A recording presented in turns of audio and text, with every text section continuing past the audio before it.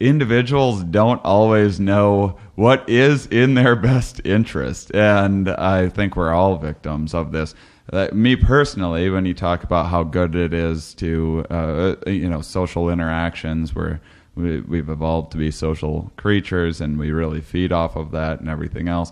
I mean, consciously, in my mind, because I spend a lot of time alone in a hotel room traveling on the road and everything, and I've talked about this with like this guy Nick Epley in Chicago. We talked about, he had a lot of research showing that if you go up and approach strangers in a day, you'll be happier. And I kind of was arguing for the introvert because in my mind I am.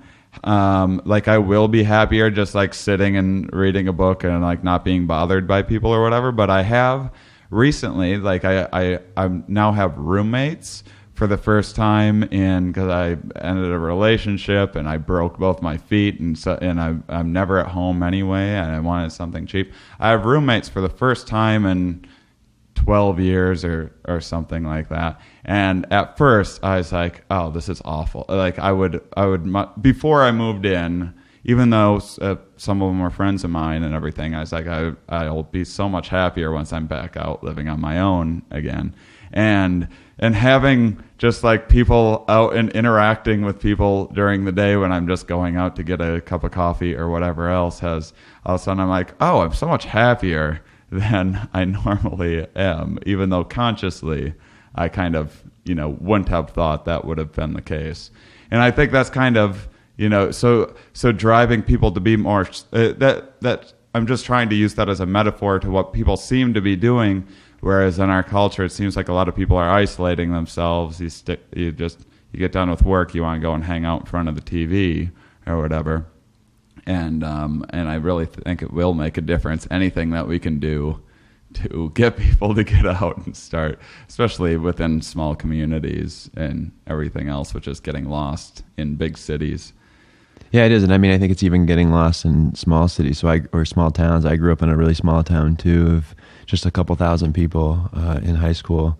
And it was a very, I guess, isolating experience in a lot of ways if you didn't have those connections with friends that you hung out with after school. And luckily I had a group of kids that I'd played street hockey with or football or things like that. And I think, I think about that stuff a lot. And so I think it's, Mike Angeletta and I have talked a lot about this, about how technology is also something that really isolates us as well, as far as we're very socially connected through things like Facebook and Twitter and things like that, but we spend so much time staring at our phone that we're missing that eye-to-eye contact and that social interaction. And so we evolved in that way to be very social and have packs and feel like you're part of a pack and feel like you belong.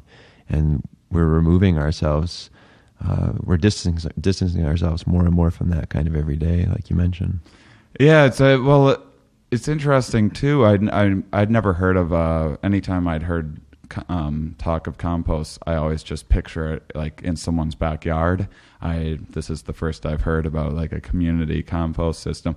It's one of the things that I like about that idea is that it's giving people an opportunity to advertise to like what good people they are, rather than trying to impress people by having the fanciest, seeing how much money you can burn on, whatever Prada or whatever, which I've been guilty of, because I have to be on stage in front of a bunch of people and everything else. But rather than that, giving people an opportunity to be like, hey, look, we're all doing something good together, and I'm a part of this, and it's kind of like the argument for like church and these kind of organizations, which even if you don't necessarily, like, I'm not a religious person, even if you aren't necessarily the most into recycling or the most into whatever it is, there can still be adding this community element. It really adds a lot of value. Yeah, that's right. And so I work in what we define as poor neighborhoods monetarily, but they're actually not poor at all when it comes to social connections, and a lot of that is through things like religion, where they have, the church. There's a church in the neighborhood that I work at that is always busy and hopping with people, and it's just kind of their social hub of the neighborhood. And even in a place like Guatemala where I've worked, you go down there and they're so tightly bonded around their beliefs and their religion and their spiritual systems, and I think that's something that, it's not even necessarily, I grew up as a Catholic, and it's not even necessarily something that, it's definitely not something I practice now or have to believe in, but I really believe in a strong sense of connecting to something. And so whatever that is, it is important to be a part of that. And so like you said, if it was a softball league that's right, or whatever, totally. is the point. I don't mean to call on religion, no, it's great. It doesn't matter what it is. Yeah, I think it's great that you did, because it's a great talking point that a lot of this isn't necessarily, and this is what frustrates me a lot, is that we don't need to design our way out of this stuff with technology or with, the greenest building on the face of the earth. That stuff is great, and I think that are you telling me that hovercrafts aren't going to make us as happy as I think that they're going to? Yeah, they might initially. That'd be kind of fun to ride them, but I think on the long term, it's got to be more about using those things as tools. Those are just tools to kind of address what people really want. And so at the end of the day, it really does. If you want to understand how to make people happier, you need to engage people, and you need to understand what challenges they face. And typically you're going to find that those are very low level issues, as far as safety or crime, or I hate my neighbor because my neighbor, that leaves their dog out barking all day. And these are real issues that you have to address before you can even begin to kind of scrape the surface of sustainability issues. And so you can't just go into a neighborhood and put in a community garden or throw down solar panels and call it sustainable, right? Because people need to buy in and accept it. They need to be heard.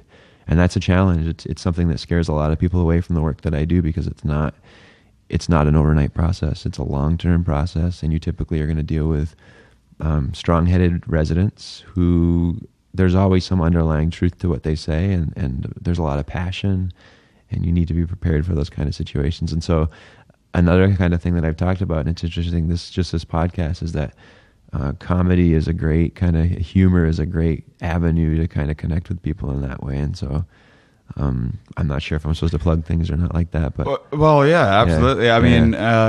I mean, people always come up to me after shows. People see stand up on TV and they're like, "Oh, I like that," or "That was entertaining," or a lot of time maybe they didn't like it. But the point is they could go and see a person that maybe they didn't even like their clip on the internet or on whatever late show or whatever. And they can go to a live show and they'll walk away going, this is their first comedy show ever, and they don't know what to expect. And they'll walk away being like, "Wow, that was amazing. That was so much more fun than I anticipated it being." And people don't really understand the influence of being in a group of people